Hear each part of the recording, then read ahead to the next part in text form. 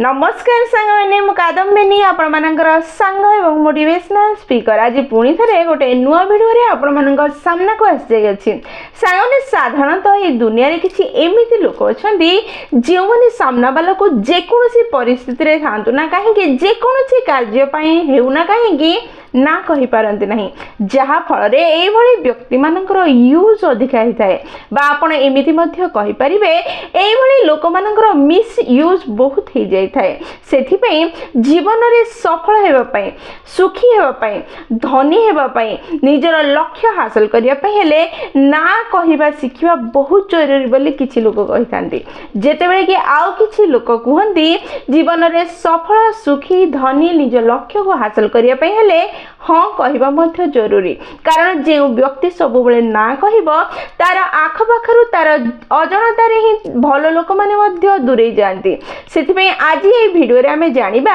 प्रकृत रे केउ केउ कार्य पय आमे हाँ कहबा दरकार एवं केउ केउ कार्य रे आमे ना कहबा जहा फल रे आमे जीवन रे सफल हेई परिबा सुखी हेई परिबा निजर लक्ष्य को हासिल करि परिबा निजको उन्नत करि परिबा आज मो ए भिडियो रे स्ट्रेटेजी अनुसार कहबा पय जाउछि केउ क्षेत्र रे केउ कार्य पय केउ परिस्थिति रे आपण हाँ कहबा दरकार एवं केउ परिस्थिति रे ना कहबा दरकार जहा फल रे आपण ठीक जगह रे हाँ बा ना रो व्यवहार करिवे एवं निजर लक्ष्य को निज स्वप्न को निज जीवन को उन्नत करि परिबे अन्य मानन को सुखी करिवार प्रयास करिबा मूर्खामी अटे कारण आपण भल कार्य करी उन्नत कार्य कले मध्य लोक माने आपनकर किछि ना किछि भूल को बाछिबार प्रयास करिवे आ भूल करे तो निश्चय से माने बाछिबे ही बाछिबे सेथिबे अन्य मानन को ध्यान रे न देई निज विषय रे निज उन्नति विषय रे आलोचना करिबा एवं स्ट्रेटेजी अनुसार किपरि हमें को परिस्थिति रे को जगह रे हाँ कहबा एवं केउ जगह रे ना कहबा से विषय रे आज ए भिडियो रे जानिबा चलंतु भिडियोटी को स्टार्ट करिबा एवं निज जीवन को उन्नत करिवार प्रयास करिबा प्रथमे जानिबा को परिस्थिति रे केउ जगह रे हमें ना कहबा निहाती दरकार जहा हमको निज को उन्नत करिबा एवं हम जीवन रे सुख भरि देबो हम लक्ष्य हासिल करिबारे सहाय्य करिवो प्रथम जिंस होछि जदी कोनोसी व्यक्ति आपन को हीन अनुभव करोछि ताले से व्यक्ति को ना कहि देबा दरकार जदी कोनोसी व्यक्ति आपन को कहूछि तू एई कार्य करि परिबु नाही तोर योग्यता नाही एई कार्य करिया पई ताकू ना कहि देबा दरकार जदी कोनोसी व्यक्ति आपनकर मूल्यवान समय को छोटो छोटो कार्य पई फालतू कार्य पई नष्ट करूछि ताले से व्यक्ति को संगे संगे ना कहि देबा दरकार जदी कोनोसी व्यक्ति नेगेटिविटी फैलौछि नेगेटिविटी कहूछि नेगेटिविटी मुंडरे भरुछि सेही भली व्यक्ति को ना कहि ताठार दूर को पळि जीवा दरकार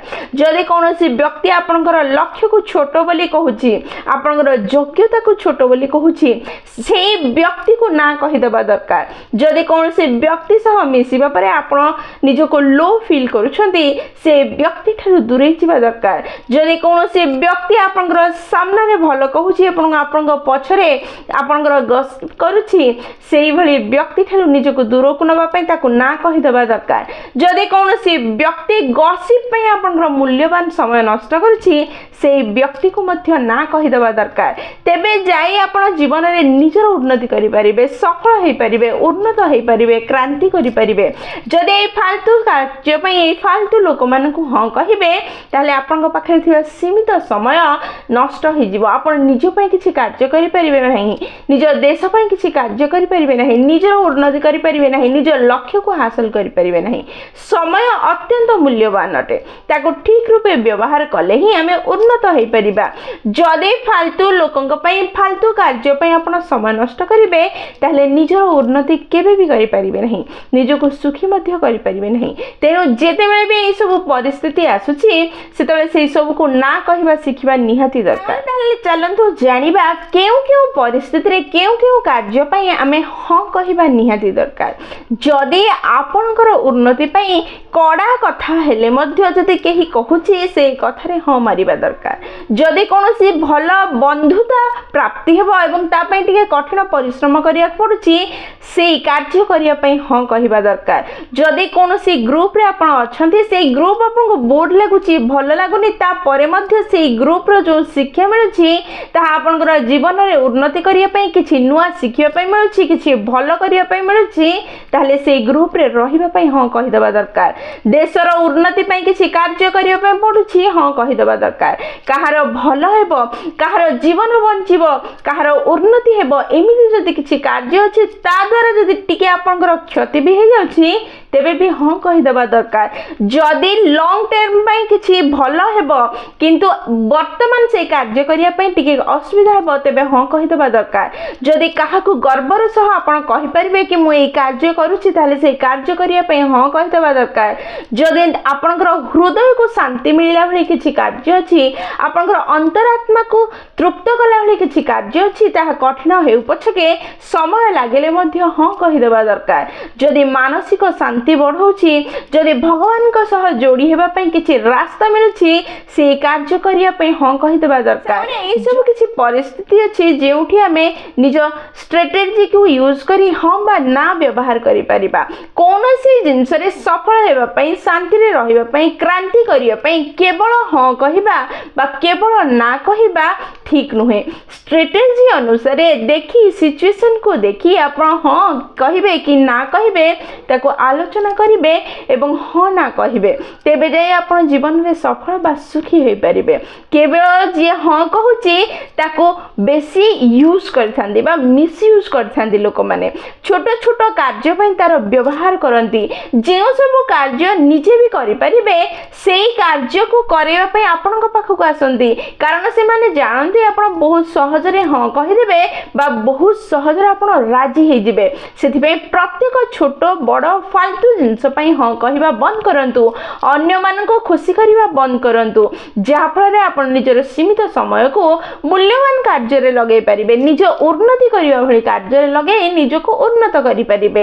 ସବୁବେଳେ ନା କହିବା ମଧ୍ୟ ଠିକ୍ ନୁହଁ। ବେଳେବେଳେ ସିଚୁଏସନ୍ ଦେଖିକି, ପରିସ୍ଥିତି ଦେଖିକି, କାର୍ଯ୍ୟର ଗୁରୁତ୍ୱକୁ ବୁଝିକି ତାକୁ ହଁ କହିବା ବି ବହୁତ ଗୁରୁତ୍ୱପୂର୍ଣ୍ଣ ଅଟେ। ଯଦି ସବୁବେଳେ ଆପଣ ନା କହିବେ ତାହେଲେ ଭଲ କାର୍ଯ୍ୟ ପାଇଁ, ଭଲ ଲୋକଙ୍କ ପାଇଁ, ଭଲ ପରିସ୍ଥିତିକୁ ବି ଆପଣ ନା କହିଦେବେ, ଯାହା ଆପଣଙ୍କର ଉନ୍ନତି ପାଇଁ କ୍ଷତି ସୃଷ୍ଟି କରିବ। ସେଥିପାଇଁ ସିଚୁଏସନକୁ ଦେଖି ନିଜ ପର୍ସନାଲିଟିକୁ ଭଲ ଭାବେ ଅନୁଭବ କରନ୍ତୁ। ଆପଣ ଅଧିକା ହଁ କହୁଛନ୍ତି ନା ଅଧିକା ନା କହୁଛନ୍ତି ତାକୁ ବୁଝିବାର ପ୍ରୟାସ କରନ୍ତୁ, ତାକୁ ଏନାଲିସିସ୍ କରନ୍ତୁ। କେଉଁ ପରିସ୍ଥିତିରେ ହଁ କହୁଛନ୍ତି, କେଉଁ ପରିସ୍ଥିତିରେ ନା କହୁଛନ୍ତି ତାକୁ ଦେଖନ୍ତୁ। ଯଦି ଆପଣ ଠିକ୍ ଜାଗାରେ ହଁ କହୁଛନ୍ତି ତାହେଲେ ଆପଣ ନିଶ୍ଚୟ ନିଜର ଉନ୍ନତି କରିବେ। ଯଦି ଭୁଲ ଜାଗାରେ ହଁ କହିବେ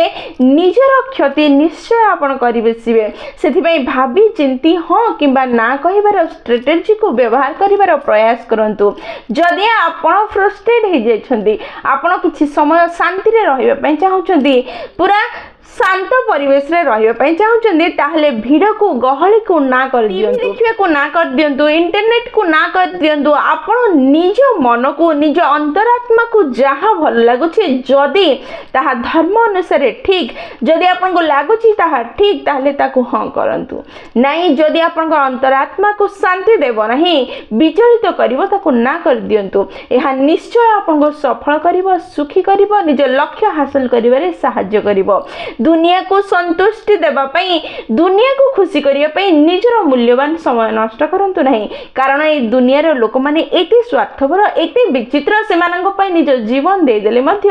ସେମାନେ ସେଇ ଭିତରୁ କିଛି ନା କିଛି ଅଭାବକୁ ଖୋଜି ନେବେ ଆଉ ଦୋଷ ଦେବା ଆରମ୍ଭ କରିବେ। କେହି ଏକାଥରେ ଅନ୍ୟମାନଙ୍କୁ ଖୁସି କରିବାର ପ୍ରୟାସରେ ସଫଳ ହିଁ ହେବ ନାହିଁ। ସେଥିପାଇଁ ନିଜ ପ୍ରତି ଧ୍ୟାନ ଦିଅନ୍ତୁ, ନିଜର ସମୟକୁ ସଦ୍ ଉପଯୋଗ କରନ୍ତୁ, ନିଜକୁ ଉନ୍ନତ କରନ୍ତୁ, ନିଜ ଲକ୍ଷ୍ୟ ହାସଲ କରି ନିଜକୁ ଉନ୍ନତ କରନ୍ତୁ ଏବଂ ତା ଅନୁସାରେ ହଁ କହିବା ବା ନା କହିବା ସ୍ଥିର କରନ୍ତୁ। ଦେଖିବେ ଆପଣ ଅତି ଆନନ୍ଦରେ ରହିବେ, ନିଜର ଉନ୍ନତି କରିବେ, ନିଜ ଲକ୍ଷ୍ୟ ହାସଲ କରିପାରିବେ। ଭିଡ଼ିଓଟି ଯଦି ଆପଣଙ୍କୁ ପସନ୍ଦ ଆସିଛି, ଆପଣଙ୍କର ହୃଦୟକୁ ଛୁଇଁଛି, ତାହେଲେ ନିଶ୍ଚୟ ଲାଇକ୍, ସେୟାର ଆଉ କମେଣ୍ଟ କରିବେ। ଯଦି ପ୍ରଥମ ଥର ଆପଣମାନେ ଆମ ନୟନିକା ମୋଟିଭେସନ୍ ଚ୍ୟାନେଲକୁ ଆସିଛନ୍ତି, ଚ୍ୟାନେଲଟିକୁ ସବସ୍କ୍ରାଇବ୍ କରିଦେବେ ଏବଂ ପାଖରେ ଥିବା ବେଲ୍ ବଟନ୍ ଦବାଇ ଅଲ୍ ନୋଟିଫିକେସନ୍ ସେଟ୍ କରିଦେବେ, ଯାହାଦ୍ୱାରା ଯେତେବେଳେ ବି ଆମେ ଭିଡ଼ିଓ ପୋଷ୍ଟ କରିବୁ ସର୍ବପ୍ରଥମ ନୋଟିଫିକେସନ୍ ଆପଣଙ୍କ ପାଖରେ ପହଞ୍ଚିବ ଏବଂ ଆମକୁ କନେକ୍ଟ କରିଦେବ। ତାହେଲେ ମୁଁ ରହିଲି ସାଙ୍ଗମାନେ, ପୁଣି ଥରେ ଦେଖା ହେବ ଗୋଟେ ନୂଆ ଭିଡ଼ିଓରେ ନୂଆ ଟପିକ୍ ସହ। ସେଇ ପର୍ଯ୍ୟନ୍ତ ନିଜର ଧ୍ୟାନ ରଖନ୍ତୁ ଏବଂ ବହୁତ ଖୁସିରେ ରୁହନ୍ତୁ, କାରଣ ଖୁସିରେ ରହିବା ବହୁତ ଜରୁରୀ। ଜୟ ଜଗନ୍ନାଥ।